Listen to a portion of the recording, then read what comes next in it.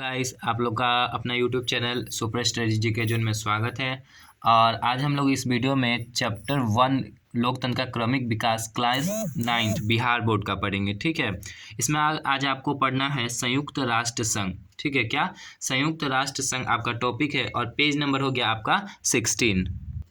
संयुक्त राष्ट्र संघ की स्थापना 1945 में हुई थी। वर्तमान में 192 देश इसके सदस्य है। तो देखिए, हम लोग समझते हैं कि इस यूएनओ, इसको यूएनओ कहते हैं इंग्लिश में, संयुक्त राष्ट्र संघ को। तो ये यूएनओ की स्थापना क्यों हुई, ठीक है, और ये क्या करता है ये संस्था दुनिया में। संयुक्त राष्ट्र संघ, इसे हम लोग इंग्लिश में यूएनओ कहते हैं। इसका फुल फॉर्म हो गया, पूरा नाम United Nations Organization. United Nations Organization UNO का फुल फॉर्म हो गया। अब देखिए, ये यूएनओ का स्थापना किस उद्देश्य से किया गया था। यूएनओ का स्थापना किस उद्देश्य से किया गया था। देखिए, जब प्रथम विश्व युद्ध हुआ था तो सारे देश को नुकसान हुआ था। प्रथम विश्व युद्ध, सारे देश को नुकसान हुआ उससे। तो कोई देश फिर लड़ाई करना नहीं चाहता था और सारा देश चाहता था कि एक संस्था बने जो क्या करे, जो देश, सारे देश पर नियंत्रण स्थापित कर सके आंशिक रूप से, ठीक है, रोक लगा सके, युद्ध को रोक सके। तो उसी के उद्देश्य से क्या किया गया, यूएनओ की स्थापना। देखिए, इसका क्या क्या उद्देश्य है। युद्ध को रोकना, ठीक है, विश्व शांति बनाए रखना और अंतर्राष्ट्रीय विवादों को सुलझाना। मतलब दो देश में अगर लड़ाई झगड़ा किसी बात को लेकर के होता है तो उसको भी सुलझाना किसका काम होता है, यूएनओ का काम है। इस उद्देश्य से क्या गया यूएनओ के स्थान। और सारे भी उद्देश्य थे, देश को आगे बढ़ाना, ठीक है, गरीबी से निकालना, कल्याण करना, एक दूसरे में संबंध स्थापित करना, ये भी। लेकिन मुख्य काम हो गए युद्ध को रोकना, विश्व शांति बनाए रखना और अंतर्राष्ट्रीय विवादों को सुलझाना। किसका काम है, यूएनओ का। अब इसकी स्थापना कब हुआ यूएनओ का, 24 अक्टूबर को हुआ। 24 अक्टूबर 1945। 24 अक्टूबर 1945 को इसकी स्थापना हुआ था यूएनओ का। अभी वर्तमान में इसमें कितने सदस्य हैं। वर्तमान में यूएनओ के कुल सदस्य की संख्या कितनी है, 193। अब पूछेगा आपसे कि यूएनओ का 193वां सदस्य कौन बना। यूएनओ का 193वां सदस्य कौन बना। तो 193वां सदस्य दक्षिणी सूडान बना। यूएनओ का 193वां सदस्य कौन बना, दक्षिणी सूडान। अब कहेगा ये यूएनओ में शामिल कब हुआ। दक्षिणी सूडान जो देश है ये शामिल कब हुआ, शामिल। तो ये यूएनओ में 2011 में शामिल हुआ। ठीक है, कब शामिल हुआ, 2011। दक्षिणी सूडान सूडान से अलग हुआ। ठीक है, दक्षिणी सूडान किस देश से अलग हुआ, सूडान से। और ये दक्षिणी सूडान आपका अफ्रीका महादेश में पड़ता है, जो यूएनओ का 193वां सदस्य बना और कब, 2011 में शामिल हुआ। दक्षिणी सूडान की राजधानी जूबा है। इसकी राजधानी क्या है, जूबा। वर्तमान में 192 देश इसके सदस्य हैं। यहाँ देखिए 92 नहीं 93 होगा। ठीक है, 2011 में सूडान आया। इस संगठन के 6 मुख्य अंग है। अब देखिए यूएनओ के कितने प्रमुख अंग हैं। यूएनओ के प्रमुख अंग की बात की जाए तो यूएनओ के प्रमुख अंग 6 हैं। कितने, 6 प्रमुख अंग हैं। अब देखिए कौन कौन से, महासभा, सुरक्षा परिषद, आर्थिक और सामाजिक परिषद, न्याय परिषद, अंतर्राष्ट्रीय न्यायालय और सचिवालय। ये यूएनओ के 6 प्रमुख अंग हैं। देखिए फिर से, महासभा पहला हो गया आपका महासभा, सुरक्षा परिषद, आर्थिक और सामाजिक परिषद, न्याय परिषद। आप पहले महासभा याद कीजिए, फिर तीन गो वो साथ में, महासभा, सुरक्षा परिषद, आर्थिक और सामाजिक परिषद, न्याय परिषद। सुरक्षा परिषद, आर्थिक और सामाजिक परिषद, न्याय परिषद। दो गो नीचे आइए, अंतर्राष्ट्रीय न्यायालय और सचिवालय। अंतर्राष्ट्रीय न्यायालय और सचिवालय। और सबका काम क्या है, सारे अंगों का काम अलग अलग है। ठीक है, सारे अंगों का काम अलग है। ठीक है, यूएनओ में जितने सदस्य होते हैं, यूएनओ में यानी कि अभी टोटल कितना है, 193। तो वो सारे 193 सदस्य महासभा के सदस्य भी होते हैं। ठीक है, वो सारे यूएनओ के सारे सदस्य, इनमें से सारे अंगों में से महासभा के सदस्य यूएनओ के सदस्य होते हैं। ठीक है, मतलब कहने का मतलब कि जितने यूएनओ में सदस्य उतना ही महासभा में भी सदस्य होंगे। इसमें देख लेते हैं कौन कौन से अंग है। तो महासभा, सुरक्षा परिषद, महासभा, सुरक्षा परिषद, आर्थिक और सामाजिक परिषद, न्याय परिषद, न्याय का अंतर्राष्ट्रीय न्यायालय और सचिवालय। यूएनओ की स्थापना, संयुक्त राष्ट्र संघ की स्थापना पूछेगा कि किस विश्व युद्ध के बाद हुआ था यूएनओ की स्थापना, तो आंसर होगा आपका कि संयुक्त राष्ट्र संघ की स्थापना द्वितीय विश्व युद्ध के बाद हुआ था। ठीक है, कब?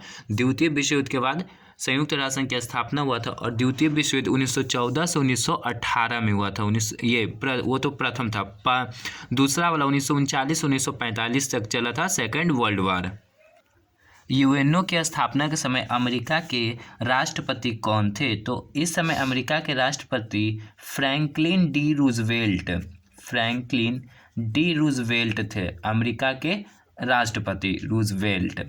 अब क्वेश्चन कहेगा कि अमेरिका के प्रथम राष्ट्रपति कौन बने थे? तो अमेरिका के प्रथम राष्ट्रपति जॉर्ज वॉशिंगटन बने थे। ठीक है, जॉर्ज वॉशिंगटन। महासभा संसद की भांति है, मतलब कहने का मतलब इसमें सारे देशों के प्रतिनिधि बैठते हैं। ठीक है, महासभा में सारे देशों के प्रतिनिधि बैठते हैं, इसलिए इसे संसद कहते हैं, जिसमें किसी भी अंतर्राष्ट्रीय समस्या अथवा मुद्दों पर विचार विमर्श किया जाता है। महासभा में सभी 192 या 93 होगा सदस्य देशों को एक एक वोट देने का अधिकार है। सभी निर्णय बहुमत के आधार पर लिए जाते हैं, यानी वोटिंग के आधार पर, जैसे आप लोग के क्लास में भी मॉनिटर को चुना जाता है। और आपसे कहेगा कि यूएनओ का मुख्यालय कहाँ है, यूएनओ का हेडक्वार्टर कहाँ है? तो न्यूयॉर्क में है। हेडक्वार्टर कहाँ है इसका? न्यूयॉर्क में। और ये न्यूयॉर्क कहाँ पड़ता है? यूएसए में। ठीक है, न्यूयॉर्क कहाँ पड़ता है? यूएसए यानी अमेरिका में पड़ता है। इस आधार पर हम महासभा के संगठन को लोकतांत्रिक कह सकते हैं, क्योंकि लोकतांत्रिक में क्या होता है? वोट देते हैं और तब चुनते हैं। सुरक्षा परिषद में 15 सदस्य होते हैं। सुरक्षा परिषद में कुल कितने सदस्य? 15। सुरक्षा परिषद में टोटल सदस्यों की संख्या कितनी है? 15। टोटल सदस्य कितने सुरक्षा परिषद में? 15 है। इसमें देखिए, सुरक्षा परिषद में 2 तरह के सदस्य हैं। सुरक्षा परिषद में 2 तरह के आपके सदस्य हैं। एक है आपका अस्थाई सदस्य, जो कभी नहीं चेंज होते हैं, अस्थाई सदस्य। और दूसरा है आपका अस्थाई सदस्य। अस्थाई सदस्य है, यह हमेशा के लिए चुने जाते हैं, लेकिन जो अस्थाई सदस्य है ये 2 वर्ष के लिए चुने जाते हैं। 2 वर्ष के लिए। ठीक है, अस्थाई सदस्य कितने वर्ष के लिए होते? 2 वर्ष के लिए होते। अब कहेगा कि अस्थाई सदस्यों की संख्या कितनी है, इसकी संख्या कितनी है? तो जो सुरक्षा परिषद में अस्थाई सदस्य हैं उनकी संख्या 10 है। उनकी संख्या कितनी है? 10। अब बात की जाए कि अस्थाई सदस्य परमानेंट मेंबर का संख्या कितनी है? ठीक है, नंबर इसका कितना है? तो 5 है। अस्थाई सदस्य कितने हैं? 5। अब पूछता है क्या यूएनओ के यानी सुरक्षा परिषद के अस्थाई सदस्यों के नाम बताएं। ठीक है, तो हम आपको इसमें एक ट्रिक के माध्यम से बता देते हैं इसमें कौन कौन से इसके अस्थाई सदस्य हैं। ट्रिक है आपका रूस का फेस। ठीक है, रूस का फेस।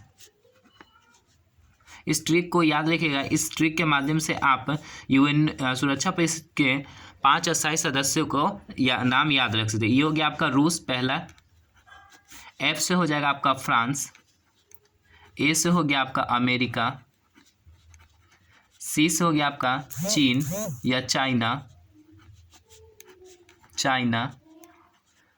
और ई से हो गया आपका इंग्लैंड।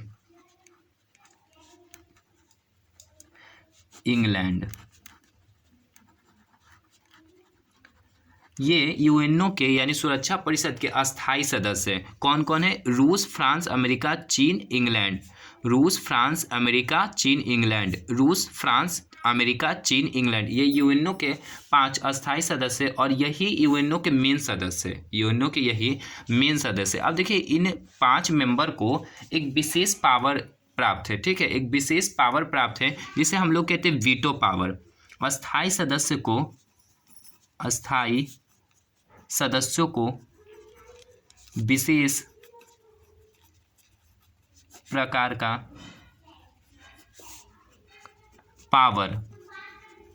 पावर है जिसे वीटो कहते हैं। ठीक है, जिसे क्या कहते हैं? वीटो। इन्हें वीटो पावर प्राप्त है। अब देखिए, ये वीटो पावर क्या होता है? वीटो का मतलब हो गया या नामंजूर। ठीक है। वीटो का मतलब क्या हो गया, नामंजूर। जैसे कि यूएनओ में कोई प्रस्ताव आता है, ठीक है, यूएनओ में मान लीजिए कोई प्रस्ताव आता है, लेकिन उस प्रस्ताव में क्या होगा, वोटिंग होगा, ठीक है, वोटिंग होगा कि ये प्रस्ताव सही है या नहीं, ये कानून बनना चाहिए या नहीं, ठीक है। मान लीजिए कोई कानून ही बनाना है और उसके लिए क्या होगा, वोटिंग होगा, ठीक है। तो मान लीजिए उसमें कि सारे सदस्य कहे हाँ, लेकिन इन 5 सदस्य का उसमें हाँ, ठीक है, यस होना जरूरी है। अगर उन 5 सदस्यों में से कोई भी कह देता है कि नहीं, ये नहीं, हम वीटो पावर यूज कर देते हैं, ठीक है, अगर कोई वीटो पावर उस प्रस्ताव पर यूज कर देता है तो वो क्या होगा, वो प्रस्ताव बंद हो जाएगा, ठीक है, वो प्रस्ताव को क्या रद्द कर दिया जाएगा अगर कोई वीटो पावर का यूज कर लेता है। इनमें से कोई भी एक सदस्य, अगर 5 में से कोई भी एक सदस्य वीटो पावर का यूज कर लेता है तो वो उस फैसला को सुनाया ही नहीं जाएगा, उस प्रस्ताव को रद्द कर दिया जाएगा। तो जो मेन पावर है यूएनओ का, यही 5 के पास है, ठीक है, जो मेन पावर है यही 5 के पास है यूएनओ का। और कहेगा कि यूएनओ में जो देखिए किसी भी संस्था को चलाने के लिए पैसा की आवश्यकता होती है, ठीक है, धन की आवश्यकता होती है। तो कहेगा कि यूएनओ को चलाने के लिए सबसे अधिक खर्चा कौन उठाता है, या सबसे ज़्यादा इसमें योगदान किसका होता है आर्थिक रूप से। तो सबसे ज़्यादा इसमें योगदान अमेरिका का होता है, ठीक है। किसका है, यूएनओ में सबसे ज़्यादा योगदान अमेरिका का है, ठीक है। अमेरिका लगभग इसका आधा खर्च उठाए हुए है यूएनओ का, ठीक है। भारत भी यूएनओ का सदस्य बनने वाला था शुरुआत में, लेकिन भारत के पास उतना पैसा नहीं था कि यूएनओ का स्थायी सदस्य बन सके, ठीक है। और चाइना के पास था पैसा तो वो बन गया यूएनओ का परमानेंट मेंबर।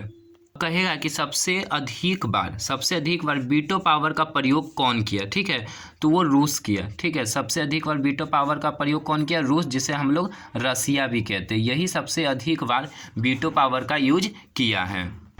इनमें 5 अस्थायी एवं 10 अस्थायी सदस्य होते हैं सुरक्षा परिषद में। अस्थायी सदस्य कौन कौन है, अमेरिका, रूस, ब्रिटेन, फ्रांस और चीन। 10 अस्थायी सदस्यों का चुनाव महासभा 2 वर्षों के लिए करती है।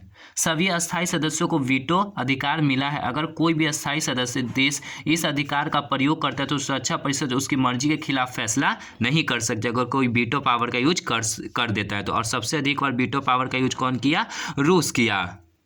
आर्थिक एवं सामाजिक परिषद विभिन्न देशों के बीच आर्थिक एवं सामाजिक क्षेत्र में क्या करता है, सहयोग की स्थापना और प्रोत्साहित करता है, ठीक है। मतलब आर्थिक मतलब पैसा और सामाजिक क्षेत्र मतलब सहयोग करता है कौन, आर्थिक एवं सामाजिक परिषद। इसकी सदस्य संख्या 54 है आर्थिक एवं सामाजिक परिषद का। अगला है आपका न्याय परिषद। न्याय परिषद मुख्यतः उन क्षेत्रों का प्रशासन देखती है। न्याय परिषद मुख्यतः उन क्षेत्रों का प्रशासन देखती थी जो क्षेत्र स्वतंत्र नहीं थे, अभी भी क्या थे, उपनिवेश थे, एवं जहां स्वशासन का विकास नहीं हुआ था, ठीक है, वहां मतलब अपना कोई सरकार नहीं था। अंतर्राष्ट्रीय न्यायालय संयुक्त राष्ट्र संघ का एक ऐसा अंग है जो विभिन्न देशों के बीच क्या करता है, विवादों का न्यायिक समाधान यानी अंतर्राष्ट्रीय विवादों को ये सुलझाता है। कौन, अंतर्राष्ट्रीय न्यायालय। अंतर्राष्ट्रीय न्यायालय का देखिए उद्देश्य क्या है, 2 देशों के मध्य विवाद, अगर 2 देशों के बीच कुछ विवाद होता है तो उसको सुलझाना किसका काम है, अंतर्राष्ट्रीय न्यायालय। अब अंतर्राष्ट्रीय न्यायालय का मुख्यालय कहाँ है, अंतर्राष्ट्रीय न्यायालय का मुख्यालय हेग में है, ठीक है, कहाँ, हेग। और ये जो हेग सिटी है आपका, टाउन है, ये आपका पड़ता है नीदरलैंड में, ठीक है, कहाँ, नीदरलैंड में ये पड़ता है। अंतर्राष्ट्रीय न्यायालय में न्यायाधीशों की संख्या, ठीक है, न्यायाधीशों की संख्या कितनी होती है, तो वर्तमान में अंतर्राष्ट्रीय न्यायालय में कुल 15 न्यायाधीश होते हैं, ठीक है, कुल कितने होते हैं, 15 न्यायाधीश। अब ये न्यायाधीश जो होते हैं ये कितने वर्ष के लिए होते हैं, ठीक है, इनका काम कितने, इनका कार्यकाल कितने वर्षों का होता है, तो इनका कार्यकाल 9 वर्षों के लिए होता है, ठीक है। ये कितने वर्ष के लिए होते हैं, 9 वर्ष के लिए होते हैं। इसमें कुल 15 न्यायाधीश होते हैं। संयुक्त राष्ट्र संघ का एक अपना सचिवालय जो अमेरिका के न्यूयॉर्क में स्थित है, तो संयुक्त राष्ट्र संघ का सचिवालय कहाँ स्थित है, अमेरिका के न्यूयॉर्क में। और यूएनओ का मुख्यालय भी कहाँ है, न्यूयॉर्क में। संयुक्त राष्ट्र संघ का महासचिव इसके प्रमुख प्रशासनिक अधिकारी होते हैं, सचिवालय के एक महासचिव होते, ठीक है।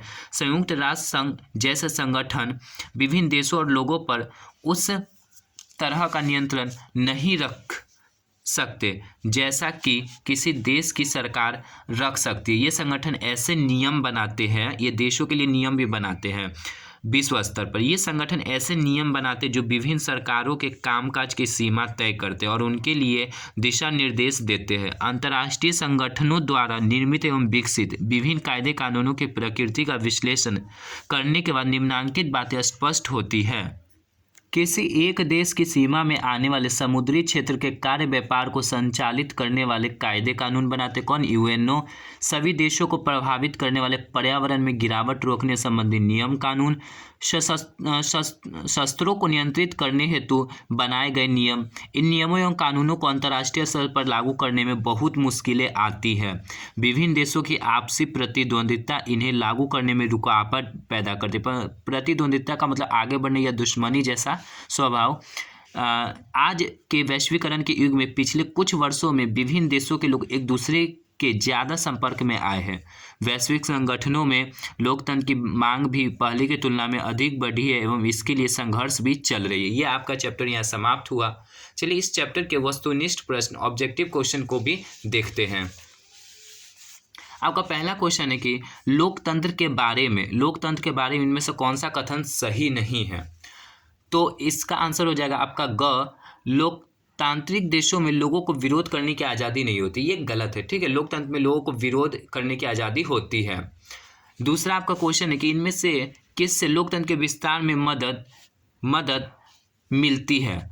तो लोगों का संघर्ष। ठीक है, लोगों का संघर्ष से क्या होता है? बहुत सारे देशों में देखे होंगे कि इसी चैप्टर में देखे कि म्यांमार, चिली, पोलैंड में क्या हुआ? लोगों ने संघर्ष किया लोकतंत्र के लिए और वहाँ लोकतंत्र आया भी। चिली को आप देखें, पोलैंड को देखें, घाना को देखें। अब अगला क्वेश्चन है आपका, इनमें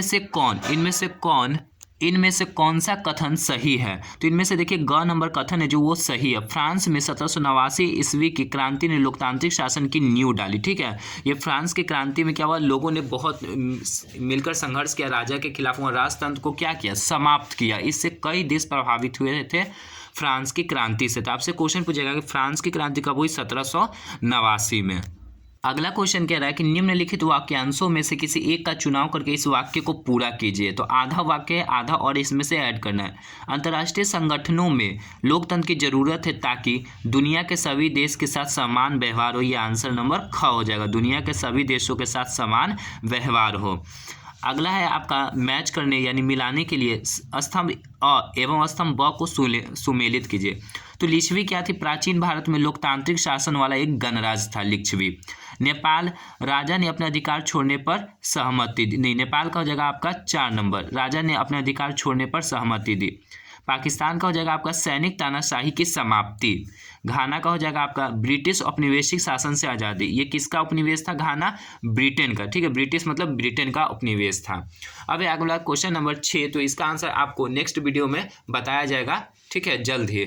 thanks for watching my video, और इस वीडियो को अपने दोस्तों को जरूर शेयर करें।